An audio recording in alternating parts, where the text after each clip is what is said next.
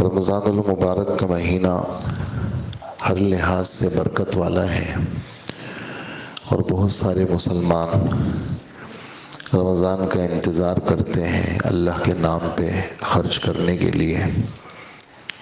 اور جیسے ابھی ہم نے فرض پڑھی ہے تو یہ 70 فرضوں کے برابر اس کا ثواب ہے رمضان میں۔ عام دنوں میں ایک اور جماعت کے ساتھ پڑھتے ہیں تو 25 یا 27، پھر اس 25-27 کو پھر 70 میں ضرب دے دیں۔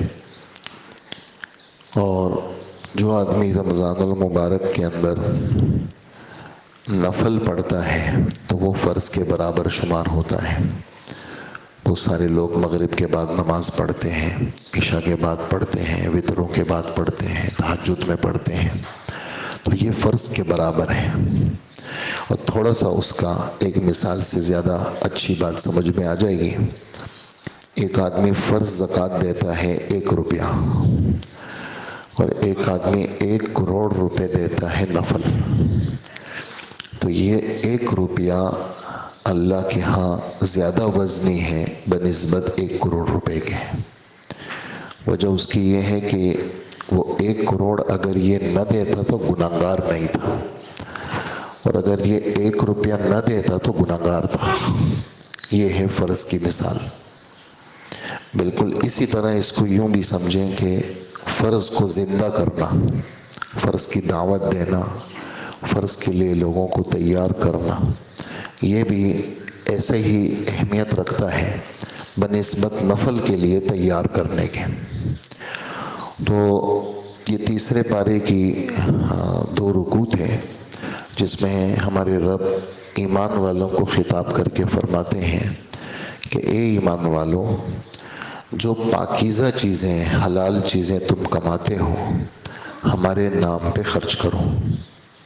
حلال چیزیں اس لیے کہ آپ کا فرمان ہے، یعنی اللہ کے رسول صلی اللہ علیہ وسلم کا فرمان ہے کہ لا يقبل اللہ الا طیبا، اللہ حلال مال کو اپنے دربار میں قبول کرتے ہیں۔ اور ایک آدمی اگر حرام مال خرچ کرتا ہے تو وہ حرام مال اللہ سے دوری کو بڑھاتا ہے، قرب کو نہیں بڑھاتا۔ اور بعض علماء کہتے ہیں کہ اگر حرام مال خیرات کرے گا تو یہ آدمی مسلمان بھی نہیں رہے گا، تو یعنی اتنا سخت گناہ ہے۔ اس لیے حلال مال اللہ کے نام پہ خرچ کرو۔ اور ہم نے جو تمہارے لیے زمین سے نکالا ہے اس میں سے ہمارے نام پہ خرچ کیا کرو۔ اسی وجہ سے ہمارے امام ابو حنیفہ رحمۃ اللہ علیہ فرماتے ہیں، زمین سے نکلی ہوئی جتنی بھی چیزیں ہیں اس کی کوئی مقدار مقرر نہیں ہے۔ پیسے کی، سونے کی، چاندی کے تو مقدار مقرر ہے، کم مقدار ہے تو زکوٰۃ فرض نہیں ہے، وہ مقدار ہے جو مطلوبہ ہے اس پہ زکوٰۃ فرض ہے۔ لیکن زمین میں اگر 10 کلو ٹماٹر بھی ہوئے میری زمین میں تو 1 کلو اللہ کے ہیں، اور اگر 20 کلو گندم ہو گئی، مثال دے رہا ہوں، تو 2 کلو اللہ کے ہیں، جس کو عشر کہتے ہیں۔ اور عشر اسی زمین میں آتا ہے 10واں حصہ جو بارش سے آباد ہو۔ اور جو میں نے ٹیوب ویل لگایا یا بارش کا پانی نہیں ہے اور نہری ترتیب ہے، اس پہ پھر 10واں حصہ نہیں آتا، بلکہ اس پہ پھر 100 میں سے 5واں حصہ آتا ہے۔ 100 من میں 10 اس پہ آتا ہے جو بارش کے زمین سے ہو، اور 100 میں 5 اس پہ آتا ہے، یعنی 20واں حصہ جو میری کوششوں سے اور میری مشقت سے وہ پانی مجھے ملا، اس سے وہ سیراب ہوا۔ خیر، میرے نام پہ خرچ کرو۔ اور دیکھنا، ایک بات کا خیال رکھنا، گھٹیا چیز میرے نام پہ خرچ مت کرنا، کہ اگر تمہاری شادی میں، تمہارے کسی تقریب میں کوئی گھٹیا چیز تمہیں تحفے میں دے تو تم دل سے اس کو قبول نہیں کرو گے۔ ہاں، اگر تم آنکھیں بند کر کے خاموش ہو کر کے لے لو تو اور بات ہے، ورنہ تم خود بھی اپنے لیے اچھی چیز پسند کرتے ہو، لہٰذا میرے نام پہ بھی اچھی چیز دو۔ بہت سارے لوگ یعنی خرچ کے لیے گھٹیا کا انتخاب کرتے، اپنے لیے اچھے کا انتخاب کرتے۔ یہ ان کو سنائی کہ ہمارے نام پہ دو تو اچھی چیز دیا کرو، گھٹیا چیز نہیں کیا کرو۔ اور یہ بات یقین رکھو، اللہ کو تمہاری چیزوں کی ضرورت نہیں ہے، وہ تو غنی بادشاہ ہے اور وہ تو قابل تعریف ہے۔ تو قابل تعریف ذات کو تم گھٹیا چیز دو تو تمہیں بھی شرم آنی چاہیے۔ پھر ایک اگلی آیت میں یہ بات فرمائیں کہ جب آدمی خرچ کرنے جاتا ہے تو شیطان اس کے دل میں وسوسے ڈالتا ہے، اگر تو یہ خرچ کرے گا تو کل تجھے ضرورت پڑ گئی پھر کیا ہوگا؟ تو کہا شیطان تمہیں غریبی اور فقیری سے ڈراتا ہے۔ اس پر میں ایک حدیث آپ کی خدمت میں پیش کروں گا کہ رسول اللہ صلی اللہ علیہ وسلم سے کسی نے پوچھا گیا کہ اللہ کے رسول سب سے افضل خیر خیرات کون سا ہے؟ ہمارے نبی نے فرمایا کہ سب سے افضل خیر خیرات یہ ہے کہ انت صحیح شحیح تخش الفقر وتأمل الغنا۔ خیر خیرات میں سب سے افضل وہ ہے کہ تو صحت مند بھی ہے، تیرے دل میں بخل اور حرص کا مادہ بھی ہے، خرچ کرنے کی وجہ سے تیرا دل جلتا ہے، غریبی سے ڈر لگتا ہے تجھے، اور مالداری کی امیدیں بھی وابستہ ہیں کہ بھئی تو یہ کہے گا کہ یہ نہیں دوں گا تو یار یہ میرے پاس رہے گا تو میں ذرا تھوڑا سکون سے رہوں گا۔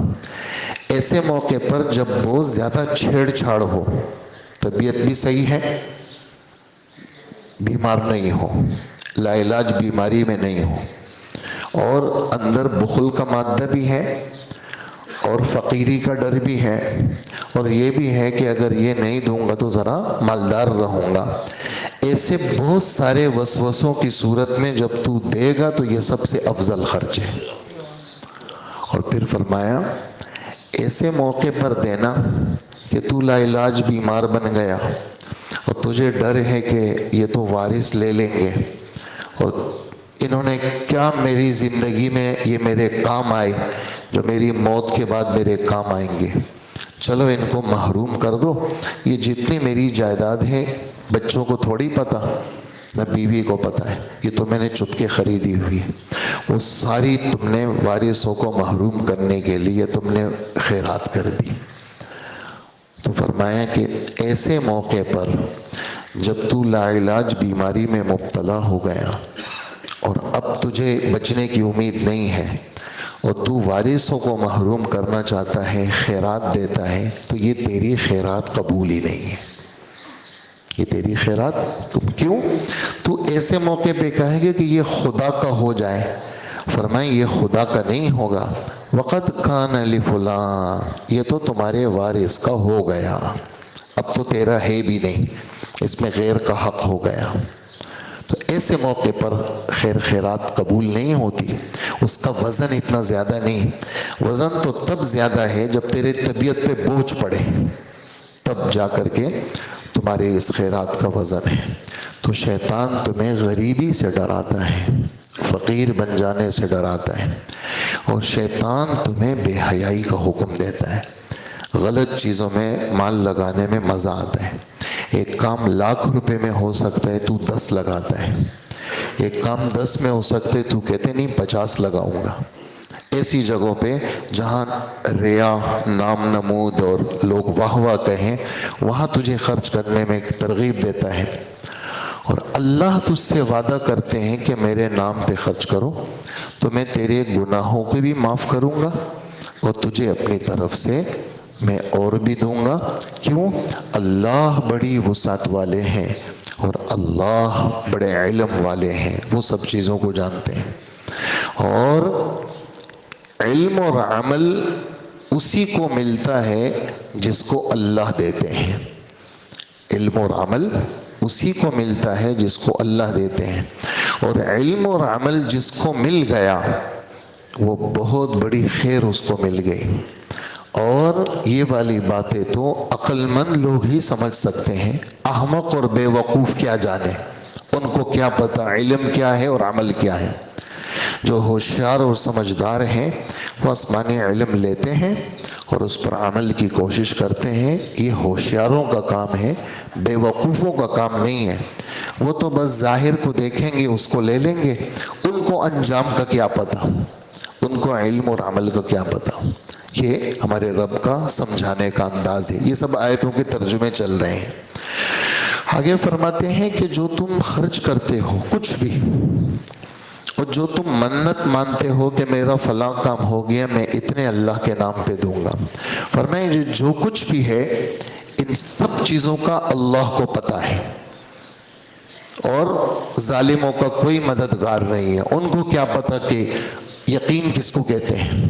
یقین تو ایمان والے کو حاصل ہے، اس کو یقین ہوتا ہے کہ میرے ہر عمل کی پوری پوری خبر کس کو ہے؟ وہ اللہ کو ہے۔ اور خیر خیرات میں تمہاری مرضی ہے، لوگوں کے سامنے دو، چھپ چھپا کر کے دو، اس میں دونوں صورتیں جائز ہیں۔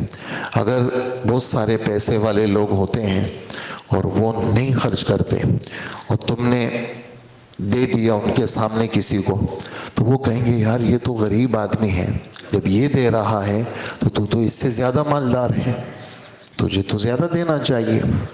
اور کبھی کبھار ایسا ہے کہ دکھلاوے کا ڈر ہوتا ہے تو چپکے سے آدمی دے دیتا ہے۔ تو اللہ جل جلالہ فرماتے ہیں دونوں باتیں وہ اپنی جگہ پہ ہیں، لیکن اس میں یہ ذہن تمہارا ہونا چاہیے اللہ کے نام پہ خرچ کرنے سے صرف مال بڑھتا نہیں ہے اور صرف مال کی حفاظت نہیں ہوتی، بلکہ اللہ کے نام پر خرچ کرنے سے اللہ گناہوں کو بھی معاف کرتے ہیں۔ خرچ کی وجہ سے کیا ہوتا ہے؟ گناہ معاف ہو گئے۔ جی آپ نے دے دیا، اللہ نے آپ کے گناہ معاف کر دی۔ ایک تو خرچ کرنے کے اور فضائل ہیں، ایک یہ فضیلت بھی ہے، اور ایک خرچ کی فضیلت واللیل اذا یغشی میں ہے، آخری پارے میں واللیل، جو کل ہم نے فجر میں پڑھی تھی۔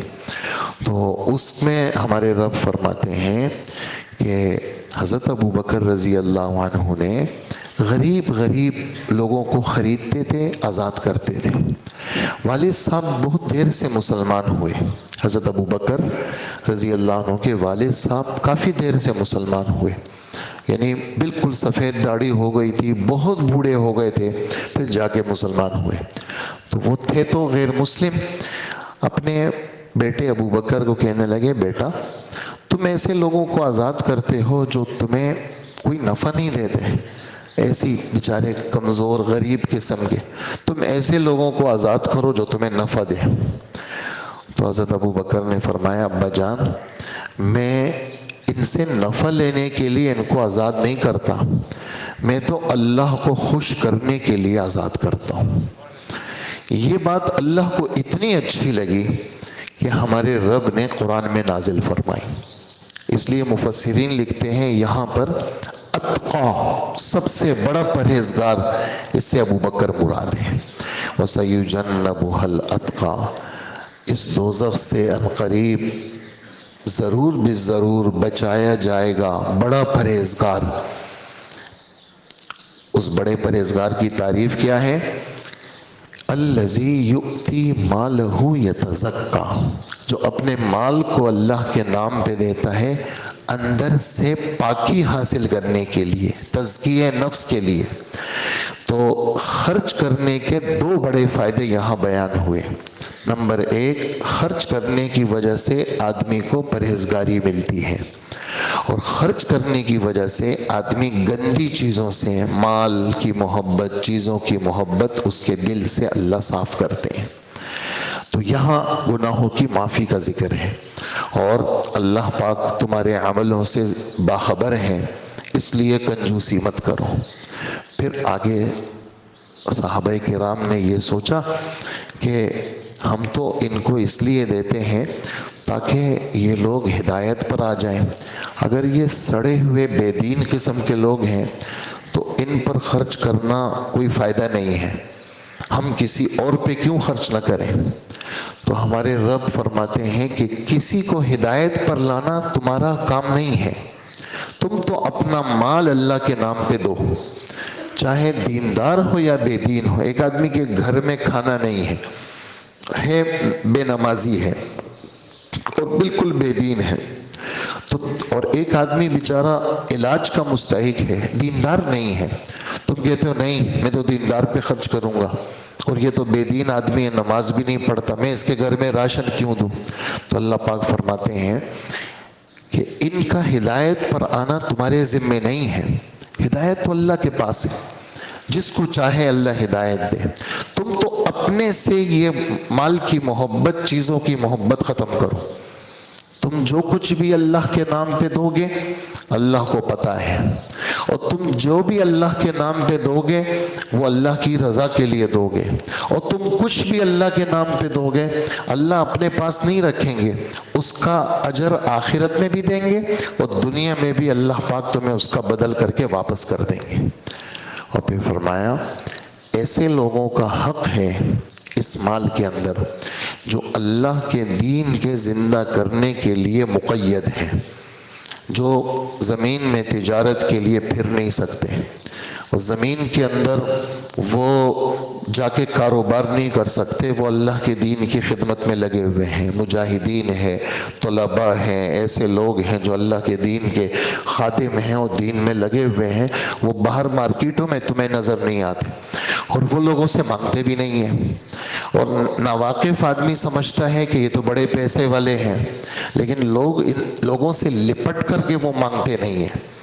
تمہارے ذمہ ہے کہ تم ایسے سفید پوش لوگوں کو ڈھونڈو اور ڈھونڈ کر کے جا کر کے ان پہ اپنا مال خرچ کرو، چاہے وہ فرض زکوٰۃ ہو یا عطیات ہو یا خیرات ہو یا ہدایہ ہو، وہ اپنے چیزوں کو تم خرچ کرو. اور تم کچھ بھی خرچ کرو گے اللہ کو تمہاری ہر خرچ کا پتہ ہے. کبھی یہ مت سوچنا یہ میں نے دیا یہ میں نے پھینک دیا، نہیں، اللہ کو سب پتہ ہے. اور پھر فرمایا خرچ کا ایسا مزاج بناؤ کہ صبح بھی ہو، دوپہر بھی ہو، رات بھی ہو، خوشی میں بھی ہو، غمی میں بھی ہو، ہر آن ہر گھڑی. اس پر میں چھوٹی سی ایک حدیث آپ کو سناؤں. حضرت ابو ذر رضی اللہ عنہ فرماتے ہیں ہمارے نبی صلی اللہ علیہ وسلم کعبے کے سائے میں بیٹھے ہوئے تھے. کبھی کبھار دھوپ پڑتی ہے نا تو کعبے کا بھی سایہ ہو جاتا ہے، دائیں بائیں جب دھوپ پڑتی ہے. کعبے کے سائے میں بیٹھے ہوئے تھے اور آپ کی زبان سے یہ جملہ نکل رہا تھا، خابوا وخسروا، خابوا وخسروا، تباہ ہو گئے، برباد ہو گئے اور خسارے میں پڑ گئے. میں نے عرض کی اللہ کے رسول کون پڑ گئے؟ آپ نے فرمایا جن کے پاس پیسہ زیادہ ہے وہ تباہی میں ہے. میں نے کہا اچھا؟ پھر اللہ کے رسول صلی اللہ علیہ وسلم نے فرمایا الا من قال ہاکذا وہاکذا وہاکذا وہاکذا، جو اپنے دونوں ہاتھ بھر کر کے دائیں طرف بھی دے، بائیں طرف بھی دے، سامنے بھی دے، پیچھے بھی دے، ہر طرف خرچ کرنے کا جس کا مزاج ہو اس کو یہ مال کبھی بھی نقصان نہیں دے گا، وہ گھاٹے میں نہیں ہوگا. لیکن جو جمع کر کے رکھے گا اور چھوڑ کر کے چلا جائے گا وہ نقصان میں ہوگا. تو ایسے لوگ جو مسلسل خرچ کرنے کے عادی ہیں، نہ دن دیکھتے ہیں نہ رات دیکھتے ہیں، چپ کے بھی لوگوں کے سامنے بھی، بس ان کا مزاج ہے خرچ کرنا اور اللہ کے نام پہ دینے کا، تو فرمایا اللہ ان کو اجر بھی دیں گے اور ایسے دن ان کو خوف سے بچائیں گے. نہ ان کو مستقبل میں کوئی خوف ہوگا نہ پیچھے چیزوں کا کوئی غم ہوگا. خوف کا تعلق مستقبل کے ساتھ اور غم کا تعلق ماضی کے ساتھ. ہر قسم کے دکھ درد سے اللہ ایسوں کو نجات دے دیں گے. اور پھر فرمایا کافروں کا مزاج، یہودی مزاج، عیسائی مزاج، ہندوانہ مزاج، مجوسی مزاج، یہ جتنے بھی کفار ہیں ان کا مزاج کیا ہے؟ لوگوں کا خون چوس کر کے، لوگوں کا مال لے کر کے اپنے پاس رکھنا، سودی مزاج. ادھار دیے، حالانکہ ادھار میں ہمارے نبی فرماتے ہیں ادھار دو، اور اگر تم نے کسی کو ادھار پیسے دیے نا، فرمایا کہ تم نے 1 لاکھ دیے اور مدت پہ وہ نہیں دے سکا اور اس نے کہا مجھے تھوڑی سی مہلت اور دے دو، فرمایا جتنی مہلت تم دو گے اللہ پاک اس رقم جو تم نے دی ہے روزانہ اتنی رقم کا تمہیں صدقے کا ثواب ملے گا۔ اور اگر تم سامنے والا بہت تنگ دست ہے، برا حال ہے اس کا، ایک تو مہلت دے دو، اور اگر مہلت نہیں دیتے اور تمہیں اللہ نے دیا ہے تو تم اس پہ صدقے کی نیت بھی کر سکتے ہو۔ زکوٰۃ کی نیت تو نہیں ہوگی لیکن صدقے کی نیت بھی تم کر سکتے ہو۔ اگر تمہیں ہماری باتوں کا یقین ہے تو تمہیں اس پر صدقے کا ثواب بھی ملے گا۔ لیکن کافرانہ مزاج یہ ہے کہ وہ سودی لین دین کرتے ہیں، اور جو لوگ سودی لین دین کے بہت زیادہ عاشق ہیں تو پوری زندگی ان کی گزر گئی، تو جب یہ قبروں سے اٹھیں گے تو یہ پاگل ہوں گے۔ جتنے بھی سودی لین دین والے قبروں سے اٹھیں گے تو وہ پاگل ہوں گے، جیسے جنات جس کو لپٹ جاتے ہیں اس کے حواس ختم ہو جاتے ہیں، ایسے ہی یہ سودی لین دین والے قبروں سے اٹھیں گے۔ اور وجہ اس کی یہ ہے کہ انہوں نے سود اور بزنس، تجارت کو ایک سمجھا تھا، حالانکہ تجارت حلال ہے اور سود حرام ہے۔ اور جس کے پاس میری یہ نصیحت پہنچ گئی، اللہ پاک فرماتے ہیں، جس کے پاس میری یہ نصیحت پہنچ گئی اور وہ اپنی سودی لین دین سے باز آ گیا تو اللہ جل جلالہ، جو پہلے ہو چکا وہ ہو چکا، جو معاملات پہلے تھے وہ ختم، لیکن جو ابھی باز آ گیا تو اللہ پاک ایسے کو برکت بھی دیں گے، اور اللہ جل جلالہ اگر کوئی باز نہیں آئے گا تو اللہ جل جلالہ ایسوں کو دوزخ میں بھیجیں گے اور وہ ہمیشہ دوزخ میں جلیں گے۔ اور ارشاد فرمایا سودی لین دین والے اور خیر خیرات والے یہ دونوں الگ الگ نتائج کے حامل ہیں۔ جو سودی لین دین والے ہیں بظاہر تو مال بڑھتا ہوا نظر آتا ہے، لیکن حقیقت میں مال ان کا گھٹ جاتا ہے، تباہ ہو جاتا ہے۔ سودی لین دین کو اللہ پاک تباہ کریں گے۔ آپ کو میں اس ٹکڑے میں، آیت کے اس ٹکڑے پہ ایک حدیث پیش کروں گا کہ جناب رسول اللہ صلی اللہ علیہ وسلم فرماتے ہیں کہ سود جتنا بڑھ جائے، کروڑوں اربوں میں چلا جائے، فرمایا سود کا انجام فقیری ہے۔ ہمارے نبی فرماتے ہیں تصیر الی قل، سود کا انجام فقیری ہے، اور خیر خیرات کا انجام برکت ہے۔ بظاہر گھٹتا ہوا نظر آتا ہے، لیکن اللہ پاک فرماتے ہیں اس ایسے آدمی کو کبھی بھی اللہ رسوا نہیں کریں گے، ایسے کے مال میں اللہ پاک خوب برکت دیں گے۔ اس پر میں ایک چھوٹا سا حدیث کا ایک واقعہ پیش کروں کہ آپ صلی اللہ علیہ وسلم پچھلے کسی امتی کا قصہ سنا رہے ہیں کہ ایک آدمی گزر رہے جنگل میں، تو بادل سے آواز آئی کہ اے بادل، فلانی جگہ جاؤ، فلانا آدمی زمین میں کام کر رہا ہے، وہاں جا کے برس جاؤ۔ یہ آدمی یوں باہر بادل کو دیکھا، بادل باتیں کر رہے ہیں، تو یہ بادل کے پیچھے چلا۔ بادل گیا گیا گیا، ایک خالی جگہ آئی، وہاں برسنے لگا، وہاں خوب پانی برسا اور پانی نالوں میں تیار ہوا اور جانے لگا۔ یہ پانی کے پیچھے چلا، دور جا کر کے ایک آدمی اپنی زمین میں وہ پھاوڑا اور گینتری لے کر کے پانی کو سیدھا کر رہا ہے۔ کیا گیا، اس نے اس کو سلام کیا، آپ کون ہیں، آپ کا کیا نام ہے؟ تو اس آدمی نے وہی نام بتایا جو بادل سے آواز آئی تھی۔ تو اس آدمی نے پوچھا، کام کرنے والے نے، کہ آپ نے میرا نام کیوں پوچھا؟ تو وہ آدمی کہنے لگا اس طرح میں نے اس بادل سے آپ کا نام سنا تھا۔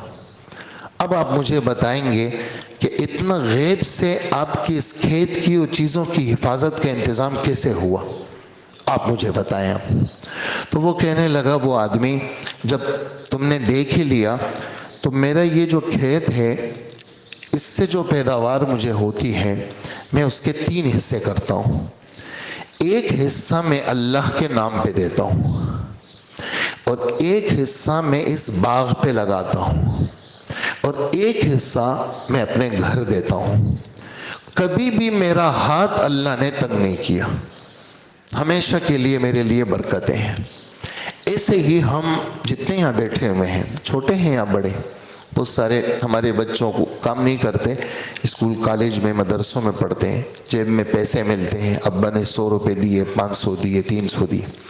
ہم اپنی کلاسوں میں اپنے بچوں سے، بچیوں میں بات کرتے ہیں اور کہتے ہیں کہ بچوں جو تمہیں ملتا ہے اس میں ابھی سے عادت ڈالو اللہ کے نام پہ دینے کی، اور جو بڑے ہیں کمانے والے ہیں وہ اپنی ایک مقدار مقرر کریں کہ جی یہ تو اللہ کے ہیں بس۔ یہ بزرگوں کا معمول ہے۔ حضرت مفتی شفیع صاحب رحمۃ اللہ علیہ، حضرت مولانا سعید احمد خان صاحب، قطر ہماری تشکیل تھی تو وہاں گشتیں ہوتی تھیں، ملاقاتیں ہوتی تھیں، بہت سارے پاکستانی جو وہاں کے سرکاری بڑے بڑے عہدوں پر تھے، انہوں نے ہمیں بتایا کہ حضرت جب آتے تھے مولانا سعید احمد خان صاحب تو وہ ہمیں ترغیب دیتے تھے کہ تمہیں جتنی تنخواہ ملے اس میں سے 15%، 20%، 25%، 10% وہ اللہ کے نام پہ تم نکالو زکوٰۃ کے علاوہ۔ مفتی صاحب فرماتے ہیں، مفتی شفیع صاحب، کہ ہماری یعنی مولانا تقی عثمانی صاحب لکھتے ہیں کہ والد صاحب کا یہ معمول تھا، جو جیسے مدرسے سے یا مسجد سے کوئی رقم ملتی تھی تو والد صاحب اس میں سے الگ سے کرتے تھے۔ جو کسی نے ہدیے میں دے دیے پیسے تو مدرسے والی رقم وہ تو تھوڑی مقدار ہوتی تھی، تو فرمایا کہ اس میں سے 5% ابا جان کا معمول تھا۔ باہر سے کوئی ہدیہ آتا تھا نقد کی صورت میں یا کوئی بھی صورت تو والد صاحب اس میں سے 20% نکالتے تھے۔ اور کبھی کبھار ایسا ہوتا تھا کہ وہ جیسے پہلے زمانے میں 54، 58 یا 1 آنا 2 آنا ایسے ہوتے تھے تو اس وقت ہمیں کھلا کرنے میں دشواری ہوتی تھی، لیکن والد صاحب فرماتے تھے کہ بس ابھی کھلا کرو اس کو، یہ اللہ کا حق میں نے طے کیا ہے، مجھے تو ابھی دینا ہے۔ تو ایسے جو لوگ طے کر لیتے ہیں اللہ جل جلالہ ان کی چیزوں کو کبھی بھی خراب نہیں کرتے۔ پھر آگے ہمارے رب ترغیب دے رہے ہیں کہ ایمان والے، عمل والے، نمازوں والے، زکاتوں والے، ایسے لوگ تو جنت میں جائیں گے، جنت میں ہمیشہ رہیں گے، ان پر کسی قسم کا خوف اور غم نہیں ہوگا۔ اور ایک آیت یہاں پر جو پورے قرآن پاک میں اسی جگہ ہے، ہمارے رب فرماتے ہیں ایمان والو سودی لین دین سے توبہ کرو، اپنے آپ کو سودی لین دین سے بچاؤ، اور اگر تم سودی لین دین سے اگر میری ذات پر تمہیں اگر ایمان ہے تو سود کا جتنا معاملہ تم نے شروع کیا ہے اس کو چھوڑ دو، اور اگر تم باز نہیں آئے تو اللہ اور اس کے رسول کا تمہارے خلاف اعلان جنگ ہے۔ یہ سب سے سخت آیت ہے۔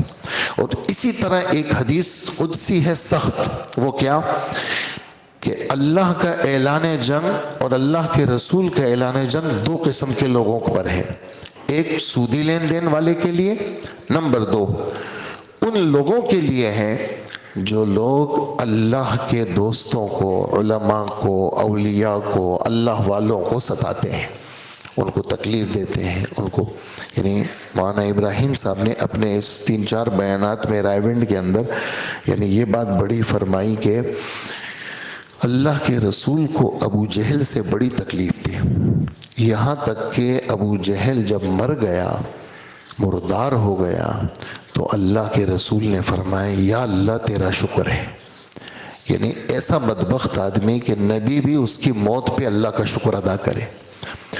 تو فرمانے لگے، فارسی کا ایک شعر پڑھا حضرت نے، کہا کہ خوشبختی کی علامت کیا ہے؟ کہا خوشبختی کی علامت یہ ہے کہ خدا کے سامنے رونا نصیب ہو، روزہ نصیب ہو، نماز نصیب ہو، اطاعت نصیب ہو۔ کہا کہ یہ آدمی خوش قسمت ہے۔ کب بدبختی کی علامت کیا ہے؟ تباہی کی علامت کیا ہے؟ کہا کہ تباہی کی علامت یہ ہے کہ آدمی نیک لوگوں کے پیچھے پڑ جائے، نیک لوگوں، بس اس کا ہدف کون ہو؟ نیک لوگ ہو، تو سمجھ لو کہ اب اس کی خیر نہیں ہے، اب اللہ کی طرف سے اس پر عذاب کا کوڑا برسے گا۔ تو 2 آیتیں ہیں، ایک سودی لین دین اور ایک اللہ والوں کے خلاف گفتگو کرنا، ان دونوں بندوں کے خلاف اللہ اور اس کے رسول کا اعلان جنگ ہے۔ اور پھر بالکل آخری آیت میں یہ بات فرمائی کہ دیکھو ہم سب کو اللہ کے پاس جانا ہے، اس دن سے ڈرو جس دن تم سب اللہ کے پاس جاؤ گے اور اللہ پاک تمہیں تمہارے کیے کا پورا پورا بدلہ دیں گے، کسی پر کوئی ظلم نہیں ہوگا۔ یہ 2 رکوع تھے جو آج پڑھے ہم نے، تو میرے دل میں یہ بات آئی کہ میں آپ کی خدمت میں ان 2 رکوع کا خلاصہ پیش کروں۔ تو ہم سب نیت کریں جو اللہ نے ہمیں دیا ہے ہم خوش دلی کے ساتھ اللہ کے نام پہ دیں گے، چھوٹے ہیں یا بڑے۔ ہاں، کبھی بھی یہ والا مزاج نہ بنائے، ہمیشہ یہ والا مزاج بنائے۔ الید العلیا خیر من الید السفلی، اوپر والا ہاتھ نیچے والے ہاتھ سے افضل ہے۔ کبھی یہ مزاج نہ بنائے میں غریب ہوں یار، میرا یار آپ کو پتہ نہیں رمضان ہے یار، میرا خیال رکھو، کبھی بھی نہیں، ہمیشہ کے لیے یہ والا مزاج۔ الید العلیا اے الید المنفقہ، خرچ کرنے والا ہاتھ، خرچ کرنے، وہ ہمیشہ اس ہاتھ سے کیا ہے، وہ افضل ہے۔ اور کبھی کسی انسان کے سامنے اپنی ضرورت پیش نہ کرے، جب بھی کوئی مسئلہ آئے وہ اللہ کے سامنے پیش کرے۔ رائمنڈ میں آٹا ختم ہو گیا، کافی پرانی بات ہے، تو ہر ایک کے اپنے اپنے نظم والے لوگ ہیں، تو جو مطبخ والے جہاں کھانا پکتا ہے، امیر صاحب وہ یعنی رائمنڈ کے مقیم ہیں، وہ چلے گئے عبدالوہاب صاحب کے پاس کمرے میں، کہنے لگے کہ حاجی صاحب وہ آٹا ختم ہو گیا، تو کیا کریں؟ اس لیے کہ رائمنڈ میں تو ایک وقت میں ہزاروں لوگ کھانا کھاتے ہیں اور جو ہے نا ہزاروں روٹیاں پکتی ہیں، تو اب کیا کریں؟ تو حاجی عبدالوہاب صاحب نے امیر صاحب کو کہا تمہیں شرم نہیں آئی کہ تم آٹا مانگنے کے لیے میرے پاس آئے؟ تمہیں تو اللہ کے پاس جانا چاہیے۔ تمہارے ماتحت جتنے کام کرنے والے ہیں، تمہارے مامور، تم سب کو وضو کراتے، نفل پڑھاتے، توبہ کرواتے، اللہ سے منگواتے، تو اللہ اپنے خزانوں سے آٹا دیتے۔ میرے پاس آتے، مجھے کہتے کہ بھئی آٹا ختم ہو گیا، آپ اللہ سے دعا کرو، تو میں اللہ سے دعا کرتا۔ تم میرے پاس آئے ہو آٹا لینے کے لیے، تمہیں تو شرم آنی چاہیے، تم تو اللہ سے مانگو۔ اپنا مزاج، گھر والوں کا مزاج، کوئی بھی مسئلہ ہو گھر کا مزاج بنائے، بھئی تازہ وضو کرو، اللہ سے معافی مانگو، یاسین پڑھو، 2 نفل پڑھو، کام اللہ کے بنانے سے بنتے، تو کسی سے مانگنا نہیں، کسی کے سامنے اپنی ضرورت پیش نہیں کرنی۔ آپ خود دیکھیں گے اللہ پاک ایسے راستے کھولیں گے آپ حیران ہو جائیں گے۔ اس لیے ہمیشہ کے لیے تھوڑے پیسے والے بھی خرچ کے عادی بنے اور زیادہ پیسے والے بھی خرچ کے عادی بنے، آپ خود دیکھیں گے اللہ پاک راستے کھولیں گے۔ اللہ مجھے بھی نصیب فرمائے، آپ کو بھی نصیب فرمائے، اور یہ باتیں اللہ ہم سب کے دلوں میں اتارے اور ہماری زندگی کا حصہ بنائے، اس لیے کہ ہم سب کے پاس کچھ نہ کچھ ہے، ہم آگے بھیجیں۔ اور اس پر ایک چھوٹی سی حدیث پھر پیش کروں گا، پتہ نہیں پھر موقع لگے نہ لگے یہ والی بات کرنے کی، کہ رسول اللہ صلی اللہ علیہ وسلم فرماتے ہیں اتقوا النار ولو بشق تمرۃ، دوزخ کی آگ سے اپنے کو بچاؤ چاہے کھجور کا ایک ٹکڑا دے کے نہ ہو، پورا کھجور نہیں، ایک یوں کر کے یوں دے دیا، اس ٹکڑے پر بھی اللہ تجھے دوزخ سے بچائیں گے۔ تو سب آخرت کی باتیں ہیں، غیب کی باتیں ہیں، غیب کے سودے ہیں، اللہ ہمیں اس کا یقین نصیب فرمائے، عمل کی توفیق عطا فرمائے۔ الحمدللہ رب العالمین۔